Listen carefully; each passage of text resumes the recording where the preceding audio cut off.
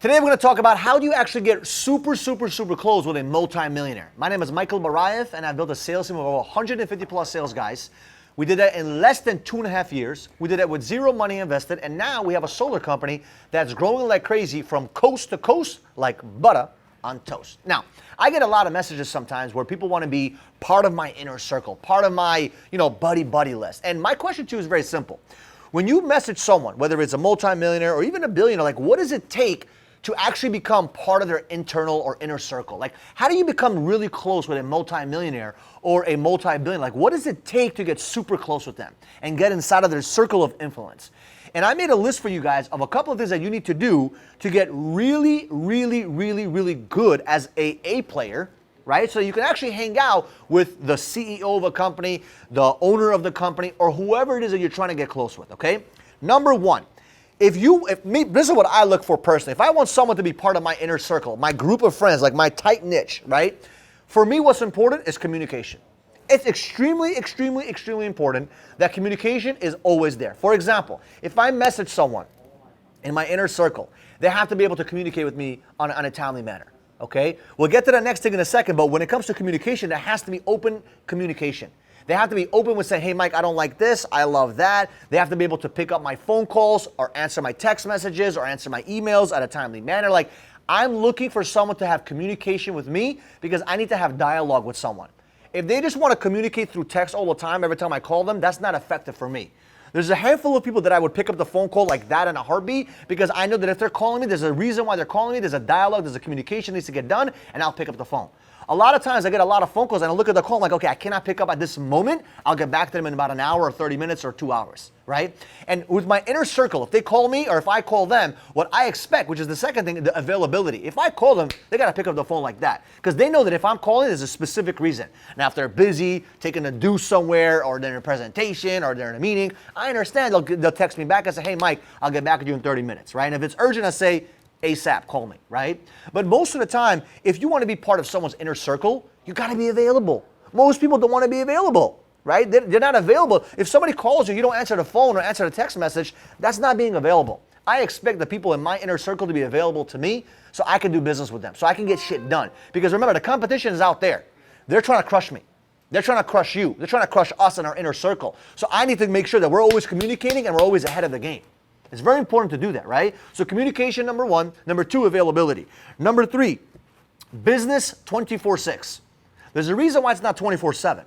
But if you cannot communicate with me with business on a 24/6 basis, 1 day for rest, 6 days for hustle, if you cannot do that, you're probably not going to be my inner circle. You'll be my friend. You'll be my buddy. But 24/6, I'm talking about business. I'm talking about the future. I'm talking about making things better. I'm talking about the business. I'm talking about exciting things because I'm always thinking about the future.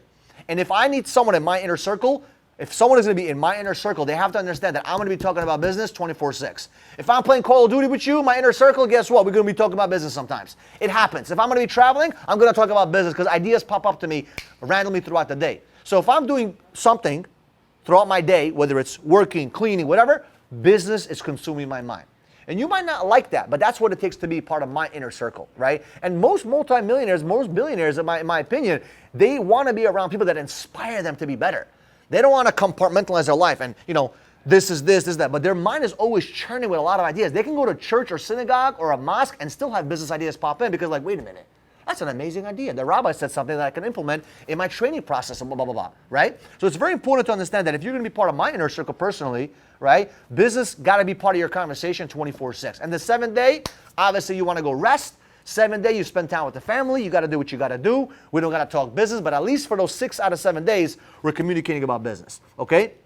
Number 4, they got to be a risk taker. No disrespect, but if you're afraid and you don't have the balls or you don't have the courage to make the necessary risks, I don't want you around me because then you're going to make me weak.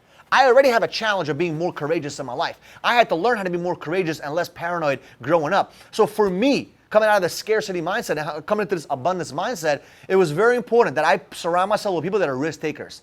And not sporadic risk takers that just want to go to the club or want to gamble, do stupid stuff. I'm talking about, educated risks. Risks that are necessary to make wins. Risks that are necessary for us to win. And I need that individual to be around me because I'm going to be taking some risks. And I don't want it to be in the back of my mind, well, this is too risky. I want to say, good job, let's risk it, let's fucking get it done. And if we lose, we lose. If we win, we win. But I need risk takers around me, okay? Number 5, not cheap to invest. I hate that. I hate when people are cheap to invest. If you want to hang around with me and be in my inner circle, when it comes to investing, you got to be able to invest. If I'm going to a business event, which I do about 4 or 5 times a year, don't be cheap and say, oh, I don't want to go, I don't have time, all this bullshit. You need to invest in yourself. If you're around me, buy some books, buy audio programs, buy audio books, buy mentorships, buy coaching programs. Invest in yourself, because when we need to invest, whether it's the business or whatever, we cannot be cheap. I'm the cheapest person on the planet when it comes to buying bullshit. When it comes to personal stuff. When it comes to business, I'm all in, because I know it's going to be an ROI for my investment. That's why personally, I don't buy expensive clothes. It's something I don't care about.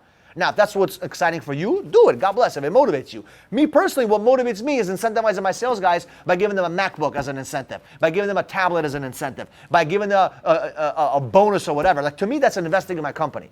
Getting a new office, buying new equipment, doing all this stuff. Like, I have a badge machine that cost me $1,500. It's an expensive machine, but it's worth it. We need it, right? Because it's an investment. So if you're going to be in my inner circle, listen, you can't be cheap to invest, okay? Next, high work ethic. I cannot stand laziness. It's one of my pet peeves. If I got to go out there and knock on doors, if I got to go out there and bang on phone calls, whatever needs to get done, I will get it done. Hustle. Hustle, hustle, hustle. So if your name is Michael Barayev, your middle name should be Michael Hustle Barayev, because I want someone that's around me that's hustling. If you want to be part of my inner circle, we're grinding, we're moving. Now remember, grind doesn't necessarily mean you're physically working. Sometimes just sitting down and having a conversation, like I sit down with one of my inner circle friends, Eric, we sit down and we have conversations. And it could be 2 hours of we just sitting and talking and having a dialogue, but that's productive because we come up with great ideas and incentives to create for the business. So it's important, right? So I want to be around someone that's willing to hustle and grind and make things happen, okay? Next, learning mode on. We just talked a little bit about the investing part, but they have to have learning mode on. If you want to be part of my inner circle, listen, in my group, your learning mode has to be on 24/7. You got to always be learning. If you don't like learning, you don't like studying, you don't like becoming a better you and growing yourself, listen, you're not going to be part of my inner circle. Will you be my friend? No problem. I love you. I'll kiss you. High five, no five. It's okay. But if you want to be part of the inner circle, it's a different level of requirement to be around someone like myself or someone like yourself. You got to make sure that you're keeping people around you that are learning mode on. Otherwise, what happens is you decay. Because you're either growing or you're decaying. There is no stagnation in life. So do you want to decay or do you want to grow? It's a good question to ask yourself, right? Next, speed of decision making. If I have someone in my inner circle that doesn't make decisions at a steady, fast way, that's not good. Now, I'm not saying you need to go as impulsive, like crazy, but you need to make decisions. As long as you have 70% of the information to make a decision, that's exactly when you need to make the decision, right? You don't need to wait till you have 100% of the information. You're never going to have 100%. You're never going to have 99%. You may have 40%, you may have 50%, but the second that sucker hits 70%, make the decision. So be steadfast in your decision-making process in order to be in an inner circle with successful people. Next, no negativity and no doubting. For example, I love this. I one time said, I'm going to do X amount of sales, X amount of money. One of my friends said, really, you're going to do that? I got so mad at him. I said, why the hell did you just take my seeds that I just sowed into the ground and you just went into the ground, took the seed and threw it into the wind? Why would you do that? Why would you put doubt, fear, or worry or disbelief into this man's mind? Never again will you do that again.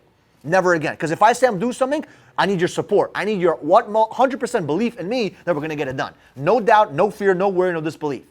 And he knew that. From that day, he never ever spoke negativity around me because I said, listen, what we speak about, what we talk about is planting seeds into the universe, and the universe is going to make it grow. I'm going to sow it, God's going to grow it. And if I'm sowing seeds and you're going to rip it out of the soil right there and then, they just defeated the whole purpose, right? So it's very important to not be around negativity or doubting because it's going to stop you. So if you want to be around my inner circle, you need to make sure that your negativity is thrown out the window, and if we make a bold claim, we're going to go out there and crush it. We may not make it, and that's okay, but at least we tried pushing, like my boy 50 Cent says, get rich or die trying. Right? I'd rather freaking die trying than freaking not get it. I'll be honest with you. It's either I'm going to do or I'm going to die. That's the mindset. So I cannot have that negativity around me. And the last but not least, if you want to be part of my inner circle, you got to care about people. There was one person that was part of my inner circle that is not a part of my inner circle anymore, and he just did not care about other people. All he cared about was himself. All he cared about was his people. In reality, which I don't think that was true, because he didn't really care about his people. Right? But he didn't care about other people. He didn't care about the customers. And that was important to me. If you don't care about other people, how are you going to care about yourself? If you don't care about other people, how are you going to become successful? And how are you going to create results? The most selfish people on the planet, the most miserable people on the planet. When 2020 hit, I was really upset and really sad because I didn't have a team to serve. Everything was on pause. The second I had my business reactivated and turned on, I became alive again because I need people. Without people, I cannot win. I need to serve people in order for myself to win. So I want someone with the same mentality to be around me in my inner circle. So I appreciate you guys. I love you guys. Thank you so much. If you want to be part of my inner circle, do me a favor. Get these skill sets, get these things in place, and I want to be part of your inner circle hopefully one day as well. And I would appreciate you guys if you could do me a favor, like, comment, and subscribe to this channel so we can get this channel to 100,000 plus subscribers. It means the world to me. I'll see you guys in the next video.